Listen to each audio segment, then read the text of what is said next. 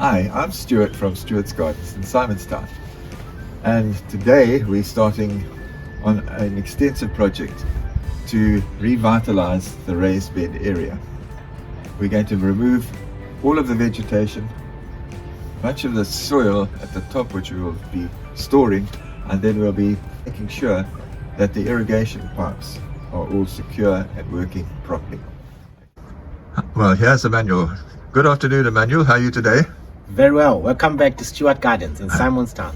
Right, Emmanuel's got a big job to do. What's the first thing you're going to do, Emmanuel? We're going to remove the plants, and after we're going to expose the irrigation system. Okay. Well, it's a week or two later, and now Emmanuel's going to start removing all of the plants.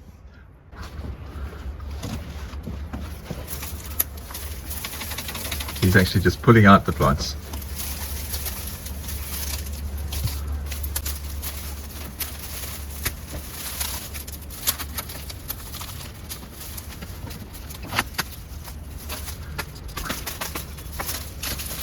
This basil produced beautifully for about 6 months or so, yeah.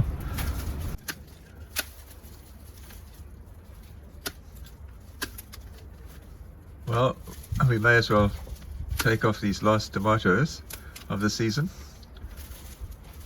It would probably have done one or two more, but really, this is now the end. These Heinz tomatoes are very famous for the Americans make their very famous tomato sauce, Heinz tomato sauce with these, and I was fortunate enough to get the seeds for it, and they have produced beautifully. There we go, Heinz tomatoes, end of the season.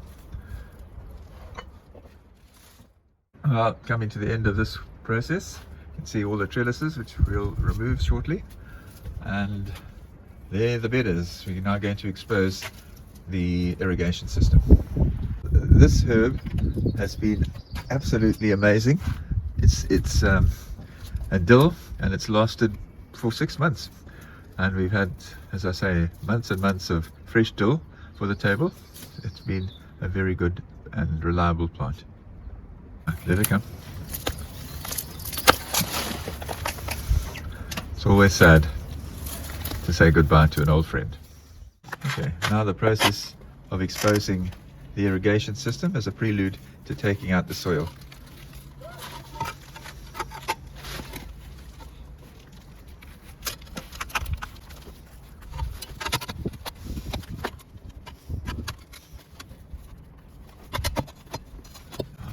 We first have to remove the irrigation system so we can get at the soil. This soil has been highly productive, as I say, for almost a year.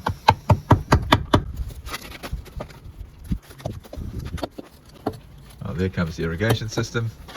We will explain more about its components a bit later. There we go. Most of the soil can probably be reused with a little bit of treatment, but this moss, etc., the soil with moss, will have to be thrown out. Fortunately, there's not too much like that.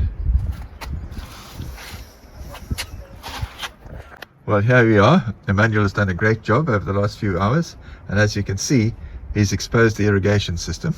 What are you going to do next, Emmanuel? So next we are going to take off the irrigation system totally off. The next thing is we're going to remove the top layers of the soil, sieve it to remove any lumps or bumps, and replace it. Okay. Emmanuel has done a great job. As you can see, he has removed the irrigation system, and it's now stacked up, ready to be repaired. That's 3 sides, and this is the final side over here. So all of this is now ready to be prepared. Most of the soil looks fertile. The only problem is these areas here, but that's not a problem, we'll just remove them. But the rest of the soil looks very fertile. Hallelujah. Are you coming to have a look as well? Okay. Well, Emmanuel has done a great job removing lumps and bumps and the moss. And now, as you can see, the soil looks very fertile. But you may have noticed that there are 1 or 2 green shoots in here, And in addition, there'll probably be fungi and bacteria in the soil. In the next video, I will explain how we deal with this.